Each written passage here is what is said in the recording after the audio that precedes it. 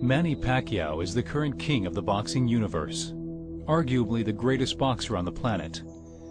But before he reached such stratospheric heights and enjoyed all the fame and fortune that comes along with such success, he was just a kid, with little to nothing but family, growing up in an impoverished region of the Philippines. This is Ring Life, Manny Pacquiao. When I was young, my family is very poor and we don't have money to buy food, and that's why I decided to enter in boxing. I was thinking that how I can make money to help my parents. When I turned pro, I was 16 years old. From the beginning, I'm not a good fighter. I don't have natural talent, but I have a determination to win the fight.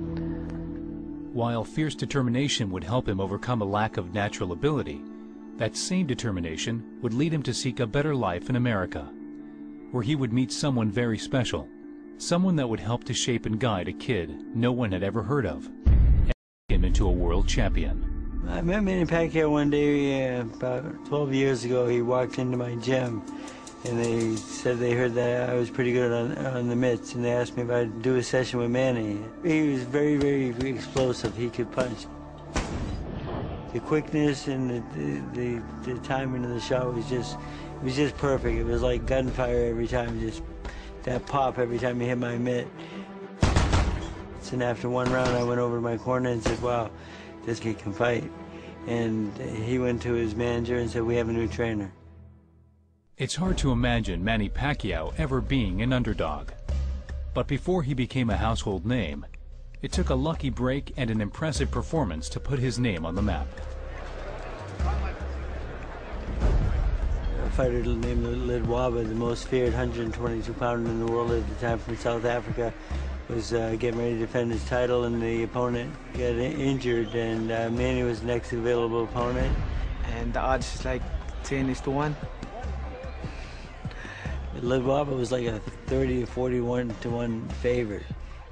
I knew I had something. And I told these guys, watch my new guy. And it was such a big line, they wouldn't even put it on the board. So I couldn't get a bet off on that fight. But I win that fight, and then nobody knows me here in the States. Oh, he started opening eyes right away with that fight because he beat the best guy out there.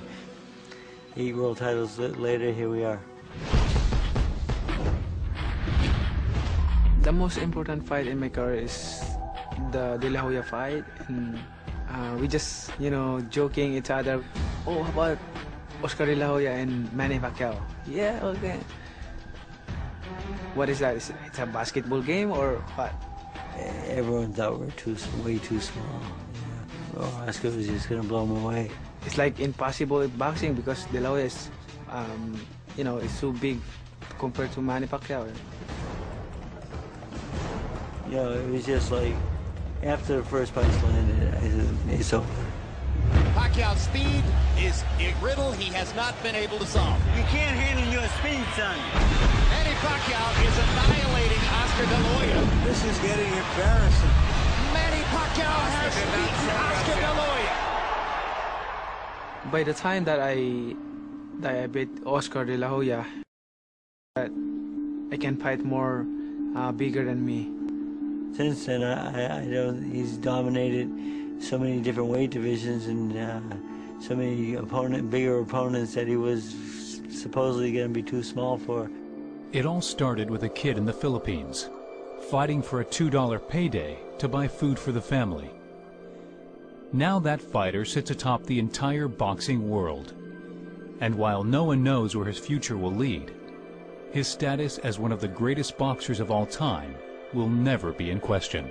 We don't have too many more challenges out there. If Mayweather doesn't come to the table, where else are we going to go? Hopefully it will happen. And then I'd love to see Manny retire after that fight, because that'd be the icing on the cake. Where else could we go? There's no upside after that. Only God knows what is tomorrow for me and for my future. And I always live my life like every day is the last, because what is tomorrow for my future and my life. When he retires, he'll be He'll be my favorite fighter of all time to train. And if someone asks me who's the best, I've had some great fighters in my day and so forth, but relationship-wise and person-wise, Manny Pacquiao is definitely the best guy out there. Deep in Southern California's desert inland empire, amid the blazing sun and barren sands, thrives a rare rose of boxing talent. A junior welterweight champion and the pride of Palm Springs. This is Ring Life, Timothy Desert Storm Bradley. 27 years old, born and raised right in Palm Springs, California. The kind of area that I grew up in was, a tough area. In Palm Springs, everybody thinks that, it's all glamorous, it's all rich or whatever. No, there's, any place you go to, there's always a bad area. And one of those areas is North Palm Springs. Lots of gangs, lots of, violence, lots of drugs. Kind of got drawn into it a little bit due to the fact that, I had that thug mentality, man.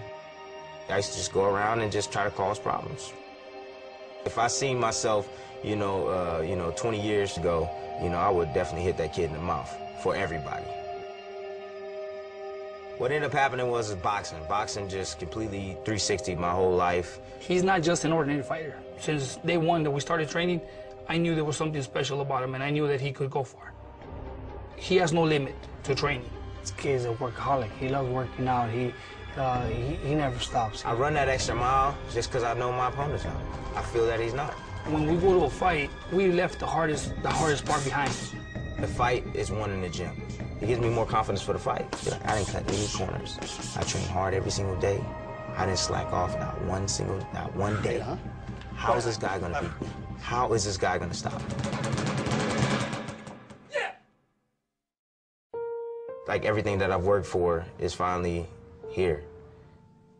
I think he appreciated it, but he always had a humble beginnings. He always stayed humble about it. Money was very tight at the beginning. I mean, Tim had to work. He's working as a service waiter and stuff. I was just doing, Inland Empire, just ballroom fighting. And I mean, we were living just pretty much paycheck to paycheck, just struggling. It was real tough. It was real tough. But like I say, when a man's determined, he's going to do whatever he got to do to get the job done. So I mean, that's what kept the fire in me. I was like, if I get my opportunity, there's no beating me. They can't win. They cannot win. Well, the fight that changed everything was the Witter fight. I was like, man, that's a lot of money, That's a lot of money. They're going to pay me this amount of money to fight, My bank account was probably at, like, negative. I couldn't be denied. Either your family gonna eat, his family gonna eat, or my family gonna eat. And my family gonna eat. You're gonna have to seriously put a butt whooping on me to take food off my table. I'm serious. You're gonna have to take him out on a stretcher in order for him to lose.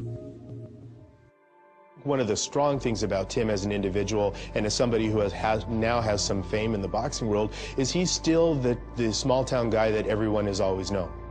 He's the same, as a person, he's still the same guy since I met him. One of the great things that he's been able to do just on his own is get involved in youth sports activities and with our elementary schools and our high schools and encouraging kids to make good decisions. He's got that football thing. That's his religion right now. They're in season. They got their Super Bowl coming up. I'm the president of Junior All-American in Cedar City. We call ourselves the Little Lions.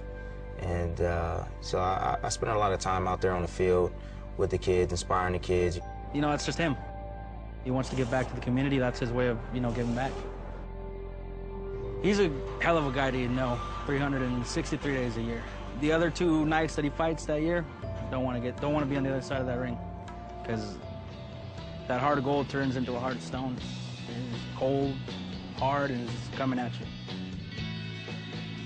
After my fights, when my hands are raised, they call my name, and the emotion that I have is from everything that I'm telling you guys right now. Everything, all that emotion just comes out because I feel like I have to protect that, and when I win, it's like a relief. And so it's just a burst of energy coming out like, we still here, we still done it, we won, ain't no stopping us. Ain't no stopping us, And, it's just a big relief, relief off my back. So all that rage is just like, yes, we did it. We did it.